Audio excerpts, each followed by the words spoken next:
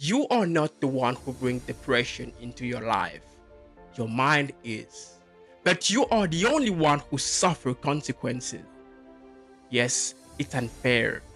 That's why millions of searchers all around the world have dedicated their lives solving this problem of giving you the control and the lead over everything that goes on in your mind. So for your whole life, your soul is not corrupted with negative thoughts and all emotional pain that come with, among which the most annoying one, depression. And the book we are discussing today is one of them.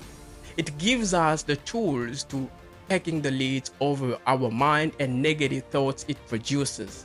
This book is Untethered Soul by Michael Singer, and it is the book I read today for the fourth day of my nowadays ongoing challenge, reading 60 books in 60 days. So let's dive into it and see what it teaches us when it comes to winning the battle against negative thoughts our mind produces. The voice in your head. This is how psychologists call the mind. They describe your mind like a roommate who never stops talking. It has always a thought to produce, an idea to express, and a problem to signal you.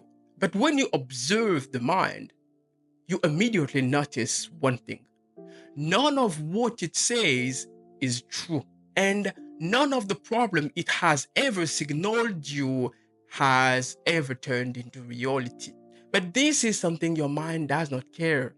It always has something to signal you, it always has a problem to tell you, hey, look, this is wrong.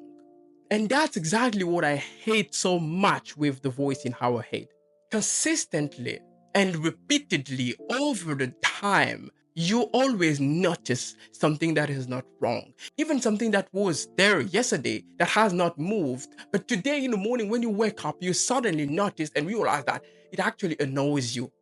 I think we all have experienced this scenario. Something we used to see without never caring about. But suddenly, one day, out of nowhere, it begins to annoy us. But what is annoyed is not us, it is our mind. We don't change. Our mind changes every day. And this is what we need to remember when it comes to analyzing and understanding how the relationship between us, the human, the spirit, and our mind actually works. It's always about, hey, look, this is wrong. Hey, look, there is a problem with this. Hey, look, there is a problem with that. But here is the thing, and here is what I understood from my reading of the book. Every problem our mind identifies and signals us is not ours. What our mind does not like, we can like it. What our mind cannot stand, we can actually stand it. We are not supposed to share the same problems that our mind. It may has its problems, it signals us, but we are not always supposed to care about what our mind says or wants us to notice. The mistake we make all our life before we discover this, we make every problem our mind creates, notices, or signals us like being ours. And the first thing, what you need to understand, what is the main lesson from this book is that it is not supposed to be the case.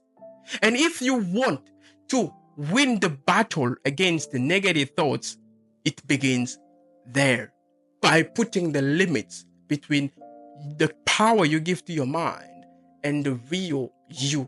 You have to start filter because your mind produces things, but but most of the time it produces negativity, what I call negative thoughts. And it begins by number one, realizing it, and number two, starting filtering what you accept and takes responsibility for, and what you simply reject or choose to ignore.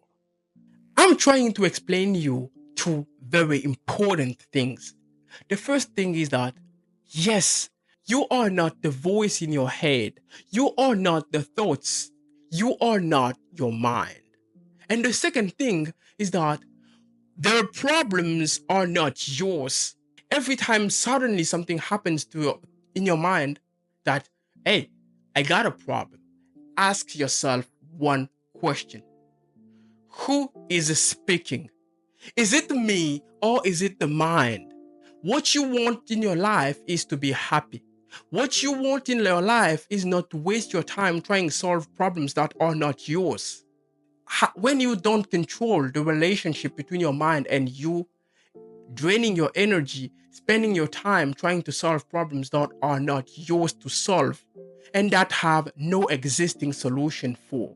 So, once again, ask yourself, what is the part of me that is disturbed and annoyed by this situation? Is it me or is it the mind? When you start applying this rule, one thing will change. You will take the lead.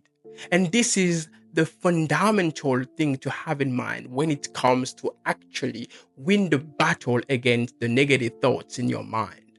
Because negative thoughts will always come, but it only depends on you, and you are the only one who choose the ones you want to take and the ones you want to reject.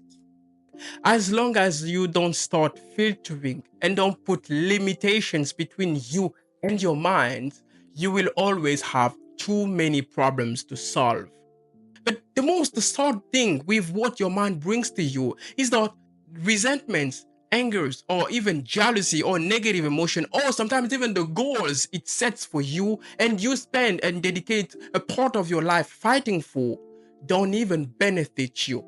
That's why sometimes, and I think you have experienced this situation so many times in your life, you have set a goal for yourself, you have fought for this goal, and finally you come to achieve this goal.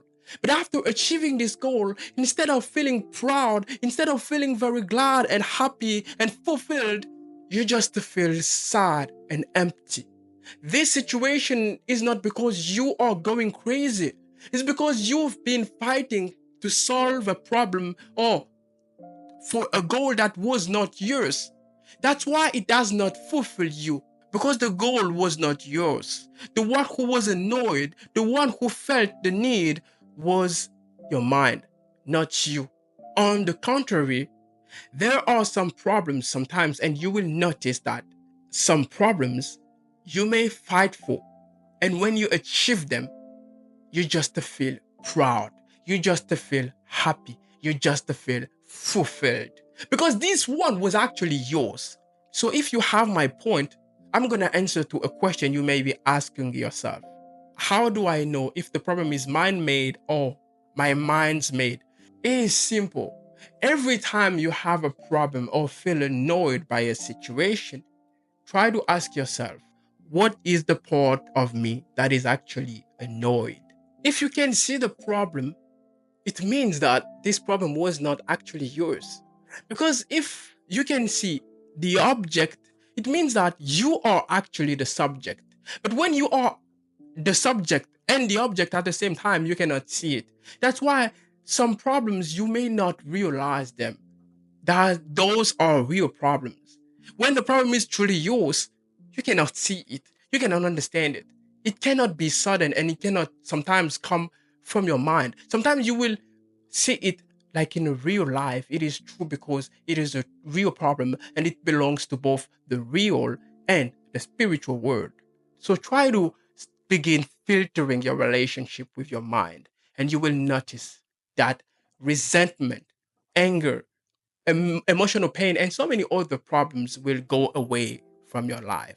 This is what I learned reading the book Untethered Soul, and how you can actually win the battle against your negative thoughts.